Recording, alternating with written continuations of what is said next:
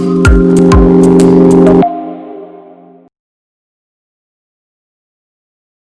Hugh Mitchell, and I'll be chairing today's webinar. Having retired a few years ago after 37 years in HR, I must say I'm rather grateful that I'm not in role at the present time, because this must be one of the busiest and most challenging times ever for HR professionals. So I would just like to start by saying you have my greatest respect for the great work that everyone is doing in the profession at this time. And indeed, it may actually seem a bit odd when confronted with so many immediate challenges arising from the pandemic that we're seeking to engage with you today on HR of the future. However, we see in the events of 2020 both underlying trends that have been massively accelerated as arising from the changes that are taking place, but we've also seen probably many of our own mental models about how we think about markets, business, technology, and people being questioned. So it's against that backdrop that CRF has undertaken its research into HR's agenda in the organisation of the future. And a summary of the key takeaways from that research have been sent to you in advance. Today, we're going to focus on three broad elements of the research: HR's role in strategy, the role of the organisation in society and workforce expectations, and future operating models for HR. I'll be joined today by Gillian Pillins, who's Research Director at CRF and the author of the research, and Professor Pat Wright from the University of South Carolina, who has also collaborated on the work. They will introduce the themes and be supported by Nigel Sullivan, Chief People Officer at Bupa, Mara Swan, formerly of the Manpower Group, and Isabel Warkle, Director HR International at ABN AMRO Bank, who will provide the practical practitioner input. We will run three distinct sessions. Each one will be introduced by two presenters, followed by some Q&A. To help with the Q&A, I would really ask that you use the chat facility. So post comments, post questions as we're going through the presentations. That will enable us to answer as many of those as we can. After the first two blocks, we will then move into breakout rooms, which we will do after those first two sections. So without any further ado, let's get started by talking about HR's role in strategy, formation and execution. In my career, I always used to think business strategy was a medium-term game, 5 to 10 years, while HR was a long game, 10 to 15 years to build individual and organizational capability. And there's no doubt business strategy timelines are shortening and arguably are also now disrupted by increased volatility. So what does that mean for HR? Pat Wright will kick us off and then over to Nigel Sullivan. Pat, over to you. All right, great. Thanks so much, Hugh. Appreciate the introduction, and let me thank everybody for joining us today. Looking forward to a great discussion and hearing your input. So what I'd like to talk about today in terms of this whole role of HR and strategy is this idea of a punctuated equilibrium. And the reason I say that is that, as Hugh mentioned, Gillian and I were working on this research prior to the pandemic hitting.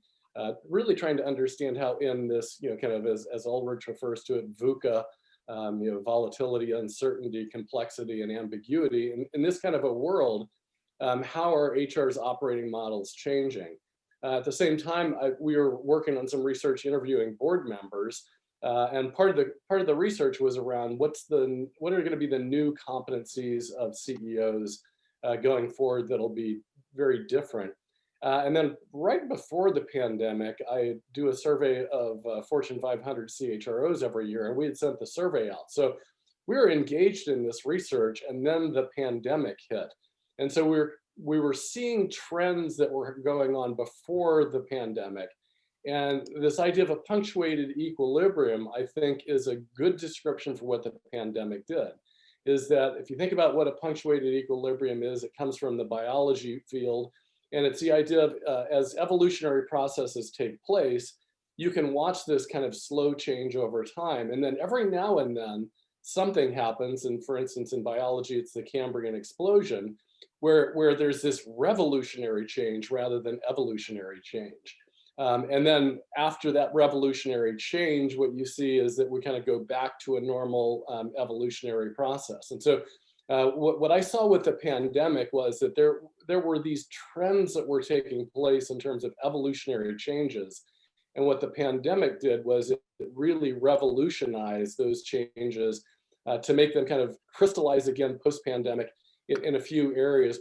One of those is actually the CHRO's role, and particularly CHRO roles in strategy, just because, as a number of people have pointed to, so much of the response to the pandemic, whether it was work from home or it was trying to find a safe workplace or create a safe workplace, all of that relied on the CHRO playing a huge role. And so that was one thing where HR was suddenly much more involved with the board with regard to strategic decision making. But in particular, I want to focus on three things, and that's the leadership competencies, leadership development, and executive succession. And when we talk about the leadership competencies, one of the things that we were hearing from board members about, what is the next CEO, what are those competencies in the next CEO that are different from in the past? One of the things we heard pretty frequently was it was less around kind of the ego, narcissist, out there, all about me CEO, and more towards this kind of idea of humility, and CEOs who didn't necessarily think they knew it all, but were relying on those people around them. Another thing we were hearing was the idea of, again, obviously you need some specialization, but in order to understand the total organization, as you're facing this VUCA environment, it was more breadth, that CEOs would need to have a broader view of the organization. And then last was around digitalization and technology, and just the fact that as the world becomes digitalized and as business models become digitalized, CEOs would need to have that kind of understanding of technology. Again, if you think about what happened is that pandemic, as we drove everything into technology, as people were feeling anxious and uncertain, those leadership competencies of kind of humility, breadth, and technology skills all got accentuated in terms of how important they were. Second was with regard to leadership development. Working with a couple of companies, for instance, GE and Boeing, both of whom are known for having these huge learning centers. Well, I mean, as we all saw, the pandemic moved everything to a technology base. And so it raises this question about what is the future of leadership development? Are these large learning centers going to be almost anachronistic going forward, because it just doesn't make sense to bring hundreds and thousands of people on an annual basis to this large learning center? Now, again, there's the trade-off, because certainly what we've had to face is there are some skills that can be delivered via technology, really knowledge-based skills. But when we talk about kind of acculturating people and building relationships, which is another point of leadership development, those really do need more of a face-to-face kind of a format.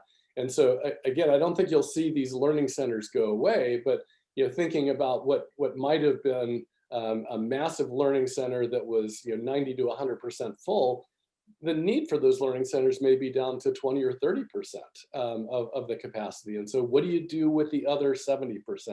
One of those questions.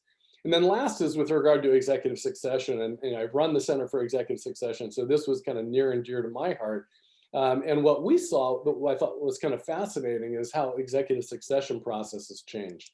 And to give you an idea, really it went from kind of narrow to broad, and from replacements planning to business continuity. And what do I mean by that? I've got some visuals just to show you. If you think about ongoing succession, we have some key roles, and we've identified one or two or three people for each one of those roles, and we're kind of developing them and their skill base to fill that role at some point, whether they're ready now, ready in 2 to 3 years, what that looks like. But we have a target of what that role is about, and we're trying to develop a few people to fill that role. And then simultaneously, most companies have something called an emergency succession plan. And that is, if one of these executives wins the lottery and decides to retire, what do we do? Who's the person that we put in there on a short-term basis? And again, now we've got kind of a one-to-one. We've got one person named for every one of those positions. What the pandemic did was it caused companies to think rather and rather than thinking narrowly, but to think broadly in terms of a business continuity plan. So rather than developing one person for one role, we'd have a pool of people that we would feel comfortable putting into multiple roles if necessary. If we had people that went out with COVID, who would we put in there? And so you saw this more broad approach to succession and thinking that, you know, we can put multiple people into these roles, and we can put people in roles that we never would have thought of before. And so what ended up happening through that is that as we saw how that worked, a lot of companies realized that, guess what? We need to be broader in how we go about doing executive succession. Rather than going back to that old model of one or two people for a position, thinking more broadly about how do we groom a talent pool that can fill multiple positions. And I think that's where it goes to this breadth and business continuity. So those are some of my thoughts on how we're seeing these processes change. They were evolutionary changes already, but I think, you know, the pandemic caused it to be revolutionary. Pat, thanks for that. I think very much posing, I think, the challenge to the mental models that many of us have been brought up within and the function, and some real life examples there. Nigel, do you want to take it from there and share your experience with Bupa? Sure. Hi, everybody. Good to see you all. Thanks, Pat. You think Pat and I might have collaborated before this, but we haven't. There's a lot of themes that are very similar in sort of my experience recently. I haven't got any slides, just some notes to share with you. There's definitely a strategic paradox going on in terms of having to try and think about the long term in a very volatile situation. I think from a Bupa point of view, our strategy hasn't changed that much, but it's accelerated. So things like digital, and we're a healthcare company, the digital manifestations that we're seeing are very much accelerated through the pandemic and here to stay. The things I've been thinking about around our people strategy have been, look, workplaces are changing clearly, as Pat said, and talent as well. And the sort of kind of priorities, just to share with you, that we're looking at are, you know, could we provide meaningful work with purpose for people? Can we provide work for a trusted company with some ethical credentials, i.e. in healthcare or sustainability or both? A place where there are great leaders and teams that would be attractive to people to come to, and a caring environment where everybody's welcome. And the sort of things I've been reimagining and re-looking at, I was going to go through just a few of them with you. Well, the first one was succession, actually, and it was really around falling in love with the solution of succession rather than, with the problem of succession rather than the solution. I think I've spent a lot of my career probably overly worrying about the process of succession planning and not the outcomes of succession activity. So whether that be making bolder moves, removing blockers, think about the roles as much as the talent that people are going into. And so what we've done, we've sort of deconstructed it at the minute to, we're just doing ready now and ready in 2 years, and then everything else is a pool, just to try and sort of break through and I'm not sure even that's the end game for us, actually. The second area is digital, and on that, focusing on employee experience. Rather, again, we've got all the toys in terms of the solutions, but what about what we're actually trying to do? It's about employee experience, taking out waste, streamlining things, integrating more with the IT people. And certainly I've set up a department called Digital People Solutions within my team, and we're the business owners for those digital people solutions. And then another thing that's sort of on my mind is to stop talking about millennials and thinking of diversity maybe in a slightly more holistic way, beyond two dimensions of sex and skin. And we call it digital at Bupa. We have an ALL at the end there. And we also have a term, super millennials, which probably didn't coin it originally, but those people in their 30s, 40s, 50s, you actually get digital, but they've got the business experience also to back it up. And expanding our thoughts on diversity to include physical, cognitive, socioeconomic backgrounds, international experience, as well as the more obvious things that we traditionally think about. And then leaders, been thinking about that a lot too.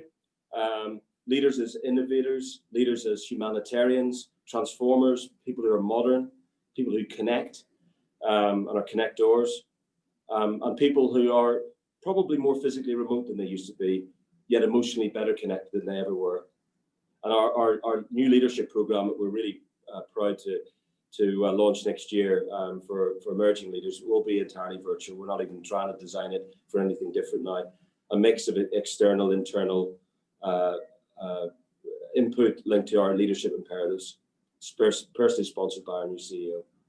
And then finally, sustainability is the other theme I've been really focusing on. I don't think it's an option for businesses anymore. I think it's a huge opportunity for our function because it brings into the space of activism, engagement, your value proposition as an employer, the ability to attract talent. And in our refresh of our people strategy, I've actually found that 5 out of the 17 UN sustainability goals directly apply to our people strategy. So I'm trying to lift our sights to look beyond the immediate horizon, which is challenging, but to provide more of a North Star for people to look beyond that. So just some thoughts, Hugh, on my experience in recent times. Nigel, yeah, thanks for that. Super. Again, encourage people to pose any comments or questions, but let me just, in a sense, kick off and maybe start with Pat, and then Nigel can comment. As I listen to you both, the thought that comes through my head is that almost a challenge that some of the traditional professional toolkit of the HR professional may be less relevant in the future, that the attributes, if you like, of the HR professional may have to be slightly different going forward. And picking up from you, Nigel, also a sense of maybe the agenda, maybe if you like, the palette that we play with in an organization will have to be bigger going forward. Would any of you like to comment on that? Yeah, I mean, I would agree that, and that's kind of one of the things that we saw is that these tools that we've used for years, whether that's executive succession processes, leadership development processes, they're just they're being called into question these days if they work anymore. And to Nigel's point around sustainability, I think that's a really critical thing because this whole over the past 6 months we've seen so much anxiety, so much worry about safety. That it is focused, organizations on being empathetic and being people-centered. We used to be talent-centered. I think now we're very people-centered, and that is, I think, an aspect of what Nigel's talking about with regard to sustainability, particularly in the social arena. Yeah, I think that's right, Pat. I mean, I think I'm a fairly simple character, to be honest with you, and I think and you've heard this before, just focusing on the basics, on what are the value creators in your business? What's the P&L doing? What are your regulators saying? What are your shareholders saying? How do you make money? What are the risks? Just staying close to that. We've such a much better chance of nailing the right solutions if we focus on what the business is trying to do, not getting carried away with the latest fads. And I think it's really important to be relevant. So you should read Gillian's paper. You should listen to the Mercer guys, read Pat's work, but you don't have to implement all of it. It's about being ready and being prepared to jump in and support the business with whatever. I would also say digital is the other thing that just is for me, like we have a lot of bricks and mortar in our business, because we have clinics and hospitals and that sort of stuff, care homes, but it's important, I think, to think of our businesses, whatever they are, as platform businesses. Because in the end, that's largely what we'll become. Digital is unstoppable and it's irreversible, and it's sort of more of a mindset thing more than anything else. Anyway, it's a few thoughts about what to worry about from my point of view. Yeah, can I bridge that to a question which is saying, and it's maybe too early to know the answer, but do we see different people emerging as leaders in an organization like yours, Nigel?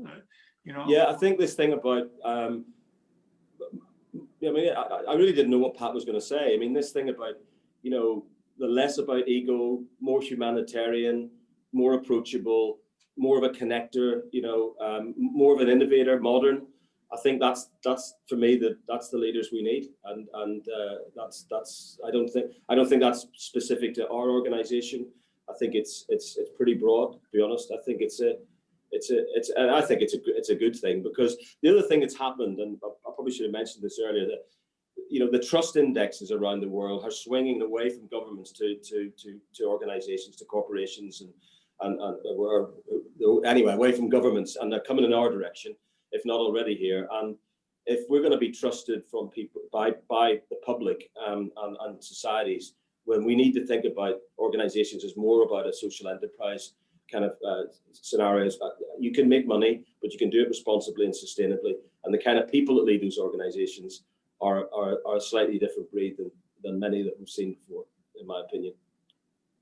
Julian, I think that's related to Annette's question there. And I think that's one of the things we found fascinating is people talked about how the pandemic really focused their attention on people that they thought were high performers or high potentials that ended up no longer being high potentials because they couldn't handle the stress, they couldn't connect with people. And it helped identify people that they might not have thought were high potentials who reacted really well. And so those lists changed. Lucien Alzari at Prudential had the great quote. He said, essentially what we saw in 2 months was what it would have previously taken us 2 years to observe in a leader. Julian, anything you want to draw out from the questions? And then I think Mara's going to come in as well. Yeah, so I mean, lots and lots of questions around characteristics of leaders, and curiosity for Nigel as well in terms of what does sustainability, HR's engagement in sustainability mean in practice? So specific actions that you might be taking around that from an HR point of view. Well, if you it's easy to get carried away with this stuff. It's easy for me to get carried away with this stuff because my original background was I was an environmental scientist a very long time ago, and it's come back into the fore. I think from a sustainability point of view, it's that social enterprise piece. So in terms of meaningful work that's paid properly, diversity, inclusion, having an impact on society. Those are all things that sustainability speaks to. And if you get right back to basics on it as well, there's a very, very clear link between biodiversity and public health, and increasingly so. And that public health is all of our health. And that means all of our employees as well. And I think as an engagement tool, as a way of getting people excited about their contribution and their firm's contribution to the world, whether it be zero carbon or whatever you're into, that I think is a very, very powerful thing, and it's a real change that has taken place. It was happening a bit like digital. It was happening in the world, but it's been brought forward, and I really don't think it's an option anymore to think about. This is something that is a nice to do or a nice to have. I think it's fundamental now. It's a real change. Mara, can I give you the last comment on this section? Yeah, I just want to bring to life the comment about succession planning and sustainability together. Just example, I think a global brand, Harley Davidson, their whole model was a lot of loyalty and service and long-term service. You only became the CEO when you've been working there 20 years.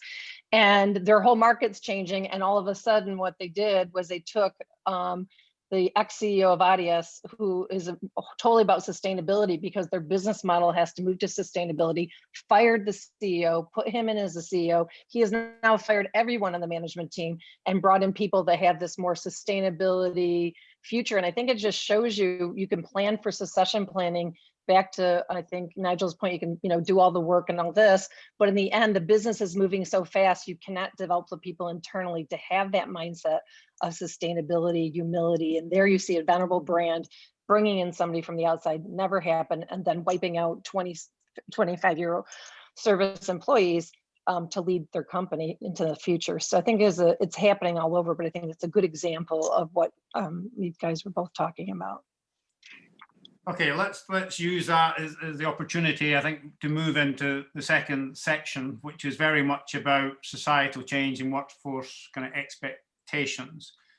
I have to say, personally, this has been a kind of fascinating space for me in my whole career. I've always had this sense that as a profession, HR people assume that the minute people come through the door, they are no longer who they are outside. They are an employee number, they are a reference indicator, they're someone in an organization chart.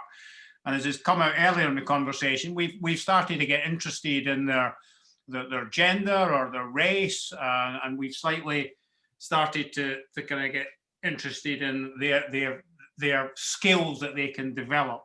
But it's always been interesting for me is who actually at the leadership table is the one that says, this is what's happening in society, this is what's happening into the space where our people come from, and can then translate that into a business conversation about how you're trying to add value.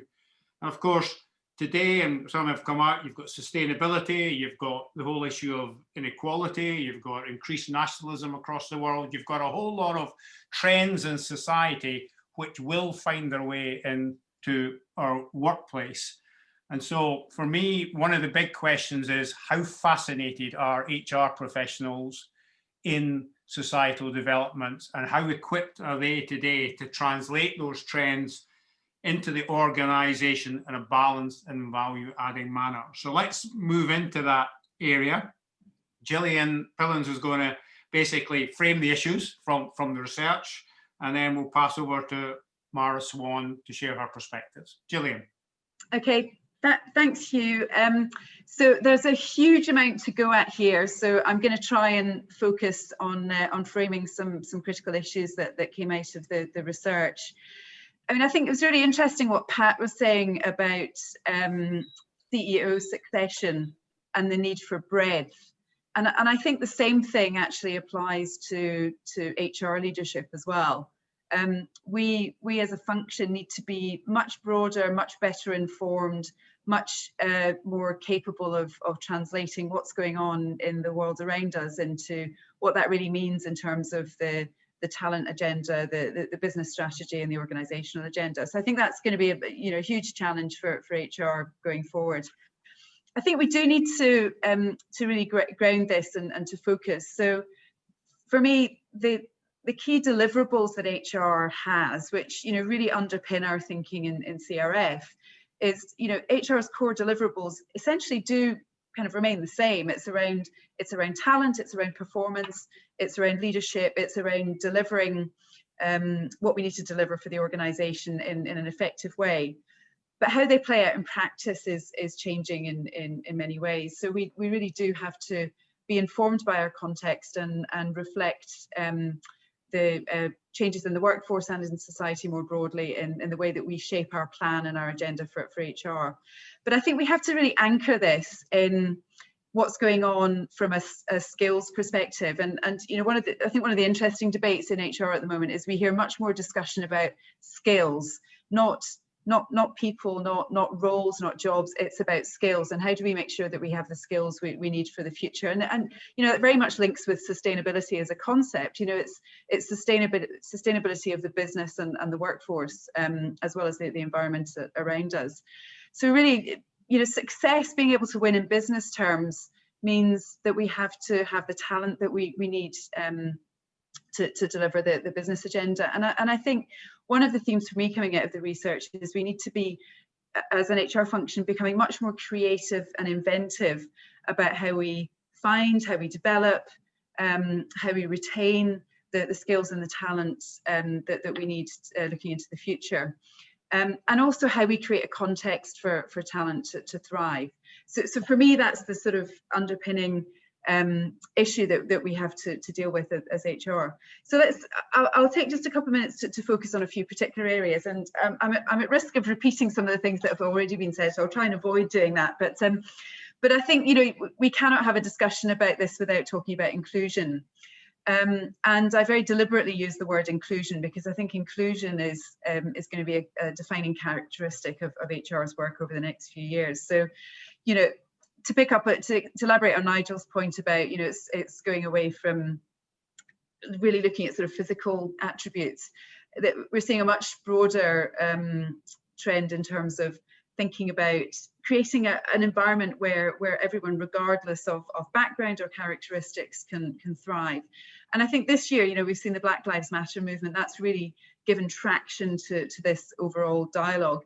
But also what we're increasingly seeing come into this debate is issues such as social inclusion. How do we address economic inequality, which is going to be a major issue as we emerge from the pandemic, and also issues around well-being, mental health in particular, have really shot up the agenda this year. So, you know, I would bring all those together under the umbrella of inclusion.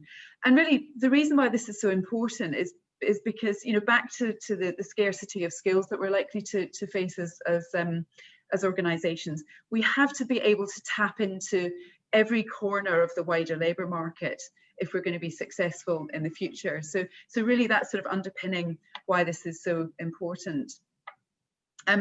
Another topic I was going to talk about is sustainability, but I think that's already been discussed in some depth, so I'll sort of skip over that, but just to not lose sight of how important sustainability is becoming for the HR agenda. It's a trend that we in CRF have been picking up over some time. I think another major issue as we look forward is we've had to move so quickly this year in sort of crisis response, in crisis planning, in business continuity, but we will need to, as a function, take a much more strategic view of what the move to remote working has meant this year, and how that will play out over the longer term. So questions such as, how do we design and implement hybrid working models that enable us to get the best out of being in the office and remote working? What new sort of protocols and policies will need to emerge? How can we, as a function, build our expertise in understanding what works in terms of, you know, communication, engagement, building culture in a remote environment? And how can we advise our leaders? How can we help leaders develop the skills and the capabilities to lead effectively in this sort of context? And questions such as, how do we continue learning? How do we foster learning when we're not able to necessarily to physically get together? How do we foster innovation? You know, how do we create the conditions for innovation to happen that leads to growth in our businesses? And how do we create a context that's attractive to critical talent when there's something that's missing around the sort of social element of work? So I think these are topics that we'll have to expand our thinking beyond just thinking about the immediate sort of how do we keep the wheels on while we keep the business running, and how do we really take what we've learned this year and build on that into the future. Another major theme that I think is going to be really significant over the next couple of years is reskilling. So on the one hand, we've got skills that are becoming obsolete due to technological changes, automation, etc. And then on the other hand, we're operating in this very tight talent market where the competition for critical skills is intense. You know, I think every company I talk to at the moment, they're looking for data scientists. It doesn't matter whether you're in FMCG or whether you're in healthcare or whether you're in technology. People are looking for the same skills, and you know, we're all chasing after the same scarce skill sets. So we need to work out how we do more with what we already have. And it also plays into the sustainability agenda. How do we create a sustainable workforce where we're able to reskill and rebuild talent that's perhaps becoming obsolete because our needs are shifting? So this to me links to workforce planning. So how do we get a really good handle on what we're going to need in the future in terms of skill sets? And then how do we build longer term plans around reskilling and redeploying people who will become available? And you know, offering them longer term careers in the organisation, and deploying some of those programs at scale. Now, I think another the final theme I just want to touch on in my section here is I think it's going to become more important for HR to take a broader view of the workforce and to be thinking more about what we might broadly call the alternative workforce. So traditionally, we in HR were sort of responsible for the directly employed workforce, whether that's full-time or part-time. But increasingly, organizations are relying on a much broader group of people to deliver their competitive advantage. So when we're thinking about workforce planning, we need to be thinking about what sort of contractors, what sort of gig workers might we need to deliver our talent strategy. And then what's the talent deal for them? You know, it's not just about employing the right people, but should we be thinking about how we think about learning and development for the alternative workforce? How do we engage those people? You know, if we're increasingly going to be reliant on them to deliver our competitive advantage, what does the deal need to look like? And what responsibility do we have as an employer for all the people who are employed through the supply chain, not just those who are directly engaged? What sort of minimum standards should we be promoting throughout the whole supply chain? So I think these are really difficult, complex questions, but that as you know, as an HR function, we need to be contemplating those. We need to be taking the lead in the organisation in terms of leading the debate around those. So I think for me, there's three key messages that I'd like to summarise with. So really, critical deliverable for HR in the organisation of the future is how do we shape the workforce to deliver our future strategy? And that's become a much more complex undertaking and is likely to be ever more complex in the future. So we need to have a broader, more systemic perspective of what we mean by the workforce and what it will take to win in the future through having the right talent that we need. My second point is really we have a responsibility to be informed about what's going on, and it's very much picking up on Hugh's introduction there. We have an opportunity to be experts and to advise and lead the management team in thinking about these broader social, political and demographic trends and what it means for the organisation. And I think the third point is we need to have a plan that takes into account all of the complexity. So there are different elements to the plan. It needs to be joined up. We need to have joined up thinking. We need to think about the different stakeholders that we're going to need to partner with in the future. And we're going to have to be much more proficient in how we use technology. So I'll pause there. I think that's hopefully that gives some food for thought. And I'll hand over to Mara to perhaps bring to life some of the stories and examples around these topics. Thanks, Gillian. I do think, and I think we all know, and it's no surprise what you said, is that talent wants to and is engaging with companies in very different ways. And as a result of that, that really has had a really big impact on, I think, our work system. So for example, if you think of the talent ecosystem we have today versus even 10 years ago, it's much more fragmented and it's much more unmanaged. And that is, I think, a really bad thing for companies because talent matters more than ever before, because we're looking at the things that like speed to market and declining margins, and we need more innovation. So this is a really important thing.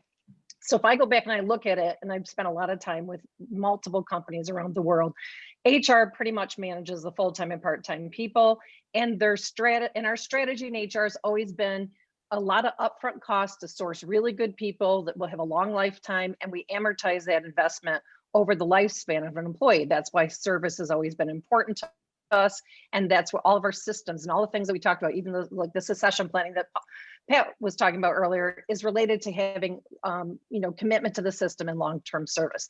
And then we have procurement, who's been managing the contractual workers, and they're really focusing on cost and basically leave development and sourcing to the vendor. And then you got a lot of line managers who are frustrated, and they just go and pick up people on SOW because they're looking for people that are known talent.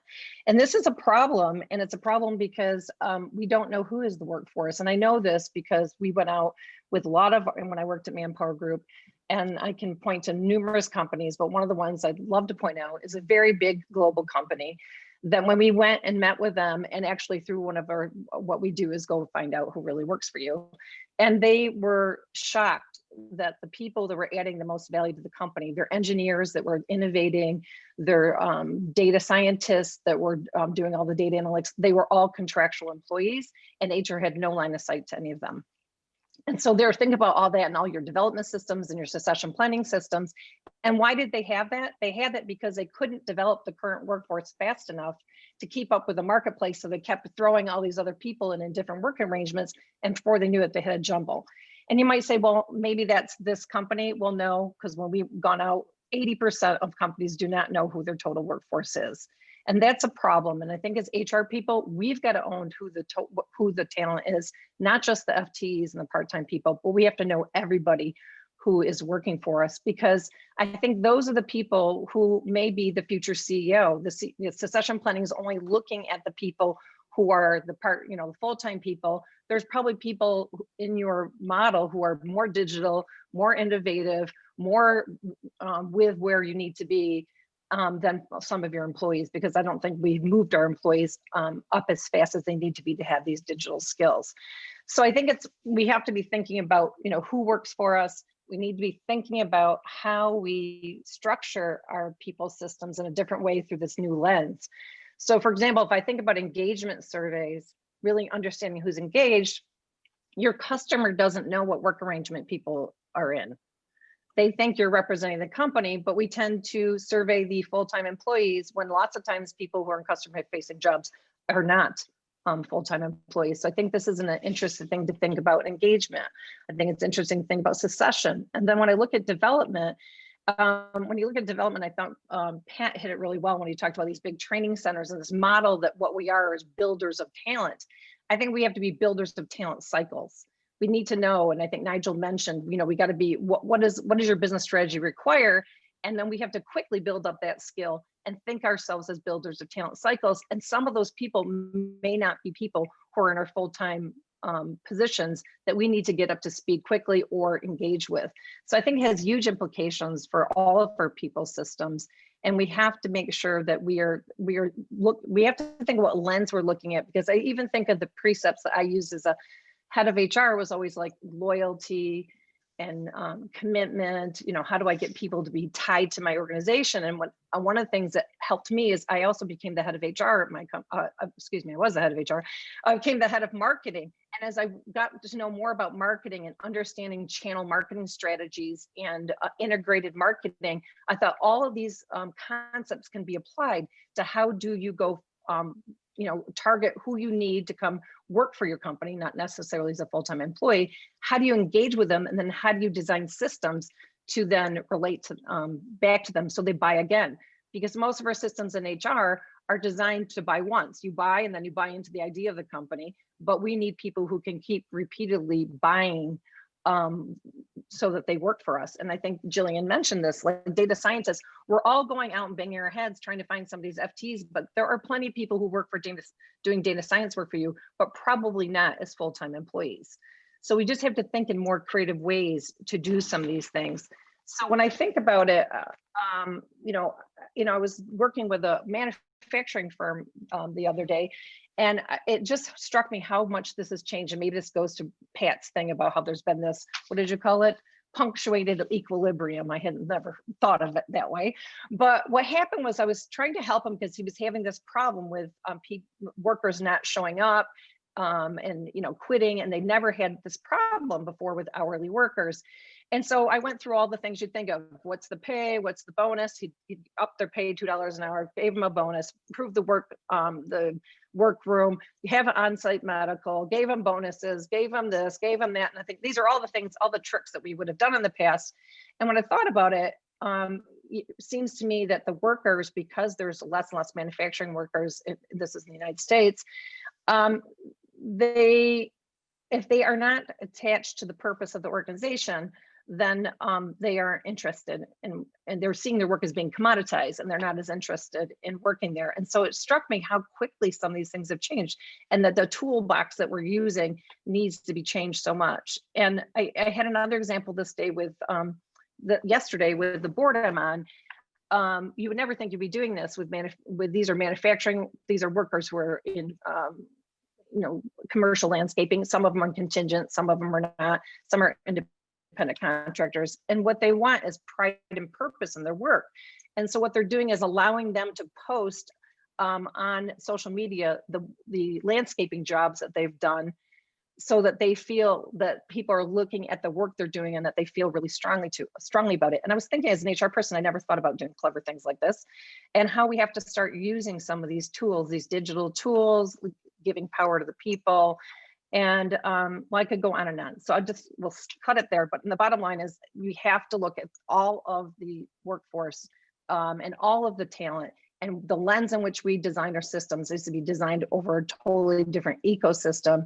And I believe the HR needs to be the one who manages that system versus having all these disparate people managing talent across the organization. Thanks, Mara, for that. I mean, as I listened to those presentations, as an HR profession, you could get pretty scared at the prospect of what's ahead of you. But a couple of comments to kind of kick it off. Mara, I only did it towards the end of my career, but I realized in my company, we had 100,000 direct employees and over 1 million people who every single day said they worked for that company. And had longer service in many cases than the people who I was looking after. And you know, that's a real example of your kind of ecosystem debate. But to me, the other thing that's come through is the fundamentals of HR from what's just been presented have not changed. Everybody agrees leadership is really important for an effective organization. Everybody believes a sustainable supply of talent and skills to pursue the objectives of the enterprise is essential. Everybody's agreeing we have to get very clever about how we unlock the value and the potential from that ecosystem of people. And we're going to have to do it in a very volatile and uncertain world. Those to me are essentials of HR. They've always been there. What I think's come out in this conversation is the complexity of that is increasing and the breadth of that is increasing significantly. And maybe if we just take a few comments that, because most of the comments that have come up have tended to be reinforcing, kind of nodding to what the presenters are saying. So maybe the easiest thing is now is to move you into your smaller groups and actually pose a question. What we're really looking back is just to get headlines, just to get comments and reactions. And sometimes the easiest way to do that is just to pose a question. So the question we're posing is, given everything you've heard so far about the agenda and expectations of HR, what do you think is the biggest shift you are today seeing in your organization? And what do you perceive to be the biggest challenges that come with that? So it's very much, you know, take it back to your own organization, basically reflect on what you think is the biggest change that's coming that you're going to have to respond to. And we take, I think, basically 10 minutes in that form. I think it all happens automatically, that you will be invited into your smaller groups, and you will also be encouraged back by a time clock at the end that will bring you back into the main plenary. We cannot post the comments until you're back in the main plenary, otherwise we can't capture them. So if you can almost agree somebody will make a few comments, that will help us significantly. So I think we move to that stage now, and that things should come up for your screens, hopefully.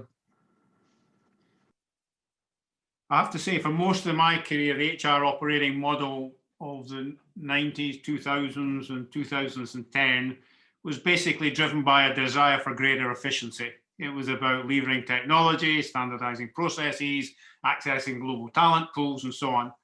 And you know, the thought that goes through my head is that the focus may now be increasingly more on getting greater added value through greater flexibility of the people model that's supporting the business, not just its direct employees as we talked, but the whole organization's people ecosystem. So Pat's going to lead us off on this session, followed by Isabel, who will describe some of the changes that are ongoing in ABN AMRO Bank. Pat, you're going to take us away. All right, great. Thanks, Hugh. So I got to go back many years ago, probably about 20 years ago. I was interviewing a bunch of CHROs for a study we were doing. And one of the questions we asked them was, you know, assume your business strategy changed, how long would it take for you to have kind of the design of your new HR strategy that would support that business strategy? And then once that design was done, how long would it take you to implement that in your organization? Short answer, it was about 24 months. And the problem with that was that, you know, as everybody noted, by then you've got a new business strategy. By the time you've aligned your new HR strategy around that, you have a new business strategy.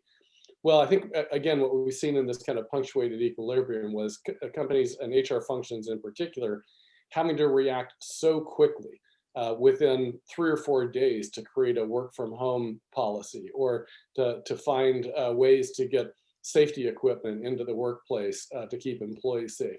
And so I think, again, that change in our operating model and how quickly we adapt and how quickly we do things has been highlighted over the last 6 months. But when we talk about HR operating models, again, a number of years ago, I was working with a company that was having problems with their HR function. So they developed what they called a new HR operating model, and it was defining the structure, it was defining processes, defining accountabilities, who had responsibility for what different things. And a colleague and I were brought in to kind of help them implement this. And one of the things we noticed was that the problem with that in that HR function had nothing to do with the processes, with the structure, with anything like that. What it really boiled down to was a lack of trust among all of the people within the function. And so as we talk about, what's this new operating model for HR, I think there are a number of things that are certainly processes and accountabilities and all of that we can't ignore. But to me, the really important things are in particular purpose, trust, and technology. And so when I talk about purpose, again, what have we seen over the last 6 months is that in the need to keep our employees safe and to keep business operations moving, we all had to pitch in together. We all had to essentially put our own agendas behind us and focus much more on what's the larger purpose that we're trying to achieve here. It's about keeping people safe. It's about allowing the business to continue. And so you saw that shared purpose among HR functions as a way to create much greater coordination. The second thing is that as you had that shared purpose, you were able to develop more trusting relationships among people within the HR function. As they worked together, as they worked to try and move quickly to deal with whatever need arose at any given time. Again, it was the assuming good intent on the part of others, not really worrying about territories or about anything like that. It was, what do we need to do as a team to get this done to make the organization effective? And so I think that trust began to build over time. And then last is, again, we think about how technology, and particularly digitalization, had been infiltrating HR to begin with. Well, in the last 6 months, it's been everything. It has all been about how do we move to communicate via technology, to work via technological processes, to increase the digitalization of our employee experience, to do all of these things in a way that leverages technology in ways that we haven't before, that we talked about and we were probably working on, but didn't really need to do at a level that we've done most recently. And then last, I'm going to turn it over to Isabel, but I think that one of the other things that came from this was the idea of rethinking our structures. And again, we've had this kind of traditional Ulrich three-legged stool of centers for excellence, HR business partners, and shared services. And those have been great, as you mentioned, from the standpoint of building efficiency and global processes. But to react quickly in this kind of increasingly VUCA environment, it's really caused us to think differently about the structures we use. And so I know Isabel's going to talk about that. So let me turn it over to Isabel. Yeah, thanks, Pat. And it's actually a very nice bridge, because around purpose, around how to work, we've seen a change in ABN AMRO Bank over the past couple of years. And when we started off, we were faced with basically our own HR IT department, which had gone agile because of all the bank's IT departments had gone agile. And what we saw is that right from the beginning, we said, okay, let's also have some multidisciplinary teams who will work on topics together with this IT department in order to have a slow move towards a more flexible and more high-speed organization. And what we saw, for example, there was that we were building a new performance management system and methodology, going away from the ratings, but having a no score, but much more continuous dialogue performance management system. That was completely built in an agile way with a multidisciplinary team. And we had a couple of those kind of similar initiatives. And what we saw happening then was that actually those teams that were working across the different silos of HR, so where we had those teams where people from HR business, from reward, from legal, etc., were working together with the grid, they were indeed capable of realizing changes faster. And also, especially what was very important is HR staff that was working in those multidisciplinary teams was highly engaged and energized. So even though they knew that their way of working in that disciplinary team might not be for always, because it was for a certain purpose or project, we saw that energy was really high. And that made us decide that we actually said, okay, we feel a bit like being half pregnant now, because part of our teams are working in a much more agile manner, and other parts are more traditionally working in either the traditional business partnering role or in the centers of expertise, where people still were suffering from more of, had to exaggerate it a little bit, but more of the silo mentality. So we said, actually, this is a transition, and we see a pull from our staff and we see a pull from the business, that it's actually working really well to move to this more agile transition. And that made us decide to, in a gradual way, move towards this approach and this way of working for other teams as well. So we started to establish end-to-end teams, as we call that. For example, around the employee journey, or part of the employee journey of best start. So we said, okay, if we want to give our staff a very best start, then we need to have a great onboarding, where we need to have good recruitment and great employer branding. So we started to develop end-to-end teams around that. And these teams, they've started working in the agile methodology with much shorter timeframes.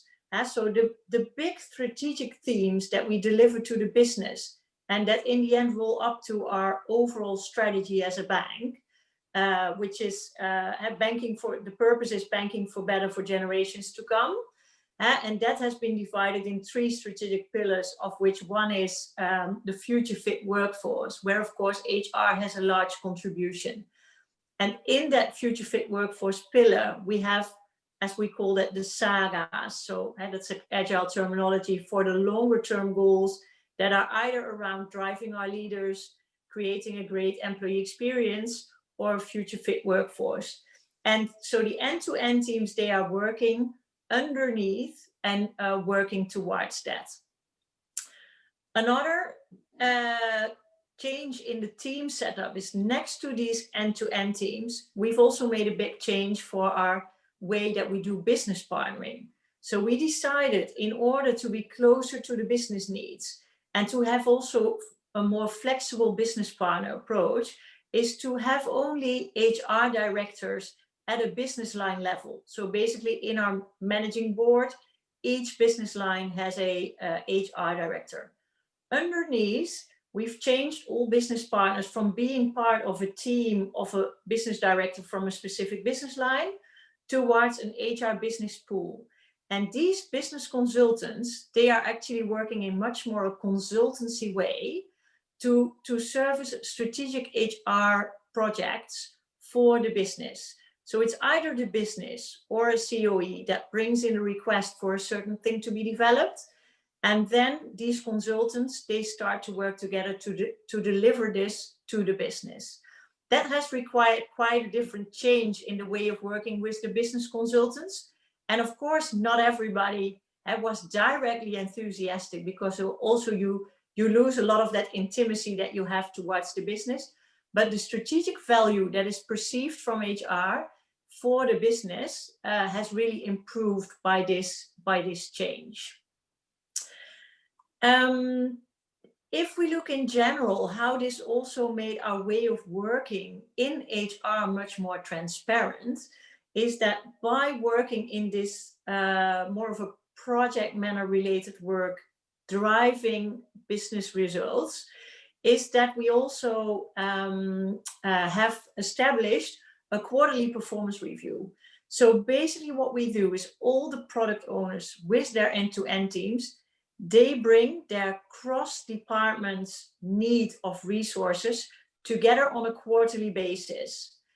Then the discussions take place and we determine together, based on value, effort, and the concreteness of the proposal, if we are able to deliver those episodes, as we call it, to deliver the strategic value for the business. So we have a capacity discussion HR-wide on a quarterly basis. And together with all the product owners in HR, we determine, okay, which ones are we actually able to do and which ones we're not. Because I can imagine, as in all of your businesses, in HR, we are also short of resources. So we really have to prioritize and determine which ones deliver most strategic value to the business. So it was, on the one hand, a change in the structure. On the other hand, a change in the way of working. And as a third one, we applied the design thinking methodology for it in order to be closer to what really the business and staff needs are.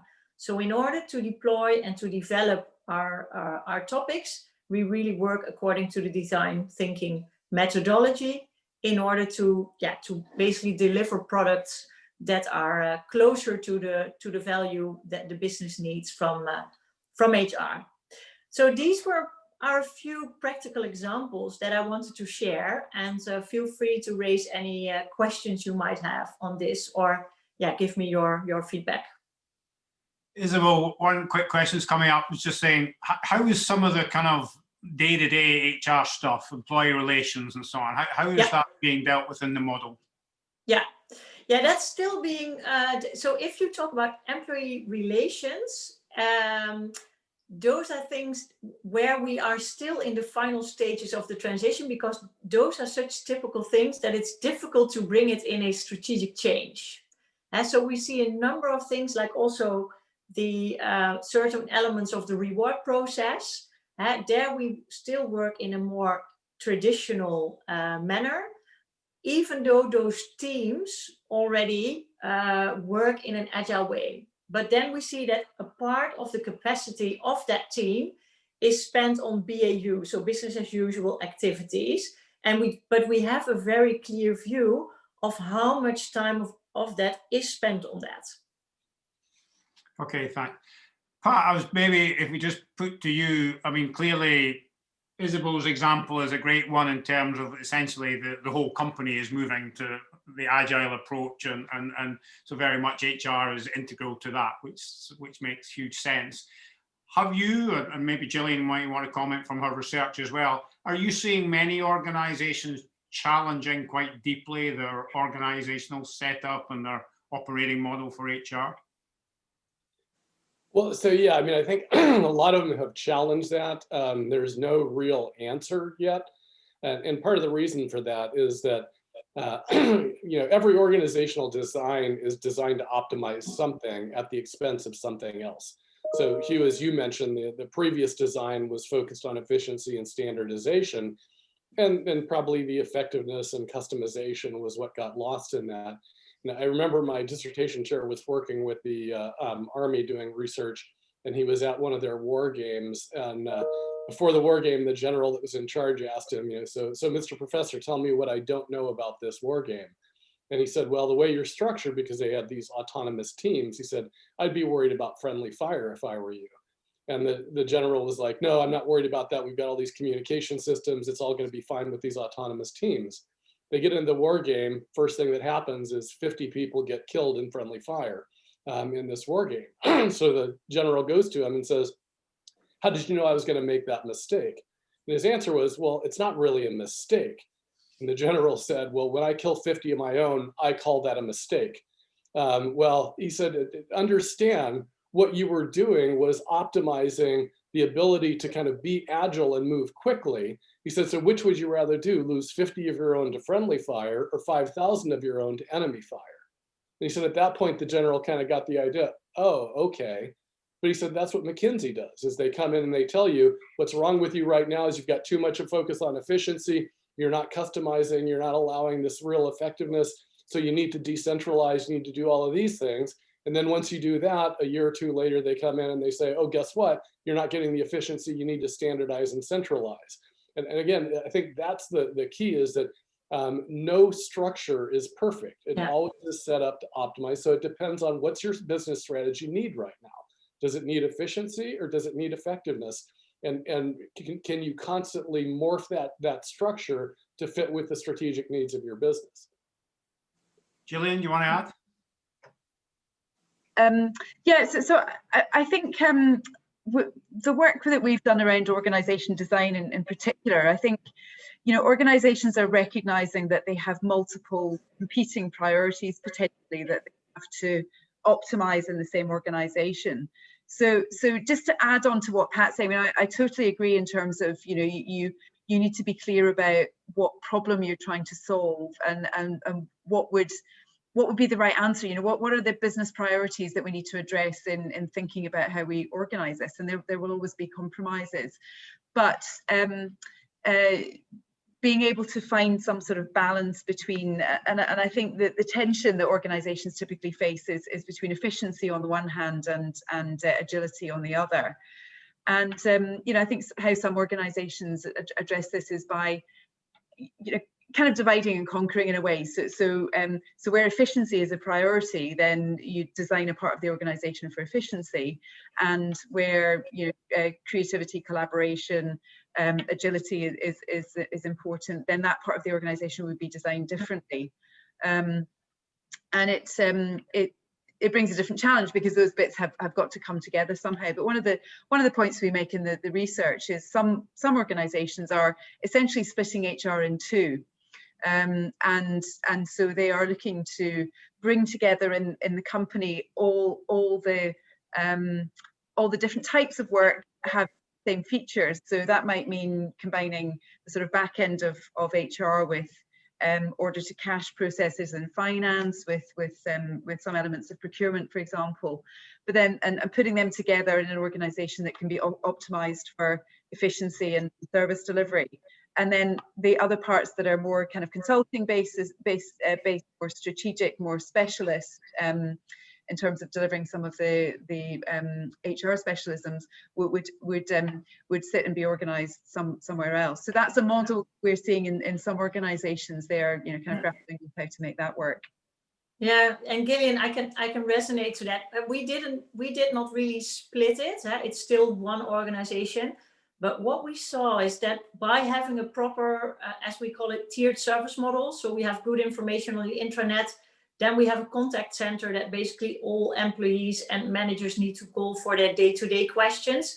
By really forcing to that tiered service model, that really helped in order to free up time from the business partners and the business consultants to actually start working on those strategic value-add projects for the business.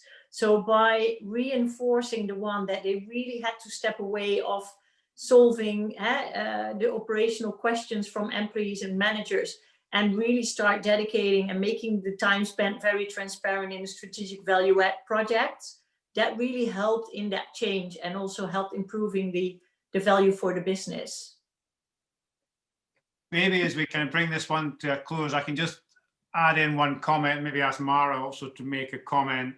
Many HR organizations in recent times have embraced more than just HR. So I was fortunate enough to have brand and communications and media relations and government relations and all manner of other things. And basically anything that touched people was put with HR. And I think the one learning I had from that was I realized that these things were actually very, very powerfully connected.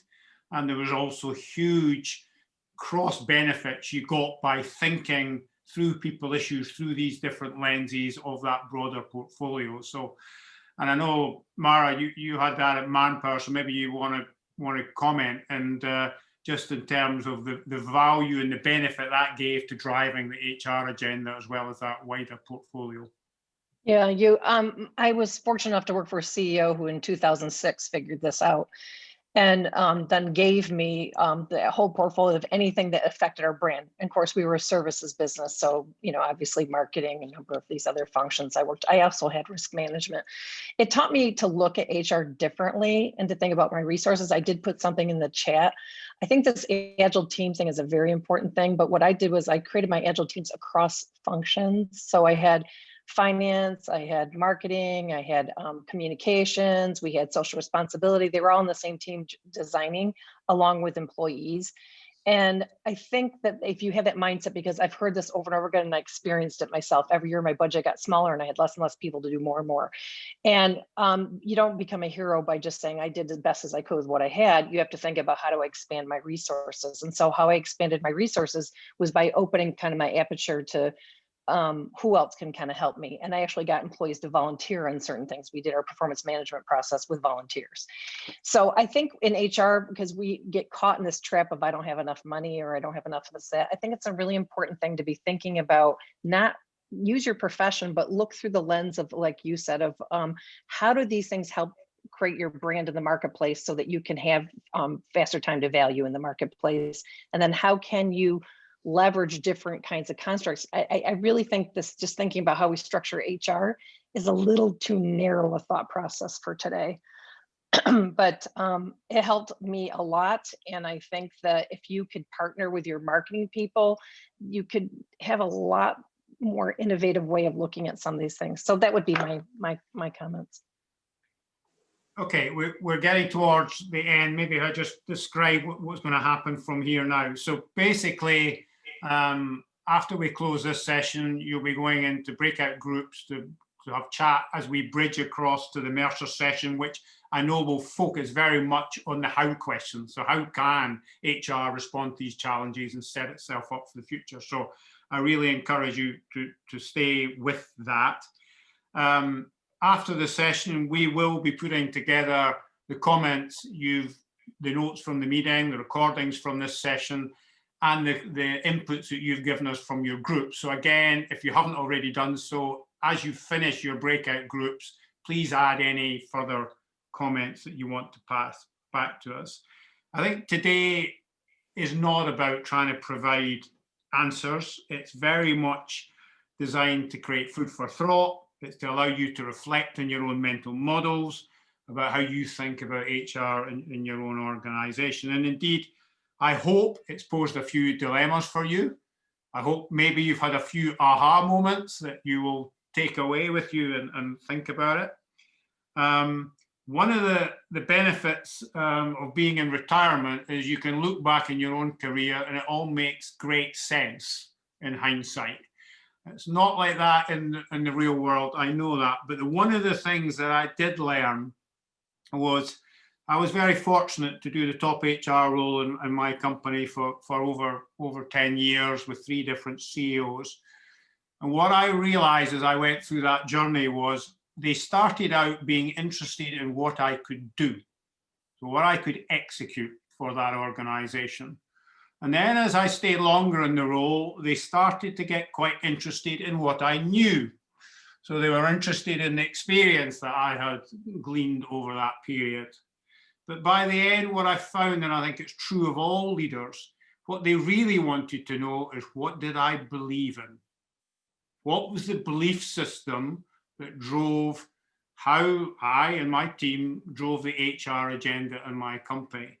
And so if I have an encouragement, the encouragement is use these sessions of today, whatever, to think about what you believe and why you believe it, and why you believe that the agenda you will drive for HR will add value to your organization, will be fulfilling for the people who work there, and will create great outcomes that everyone will be pleased with.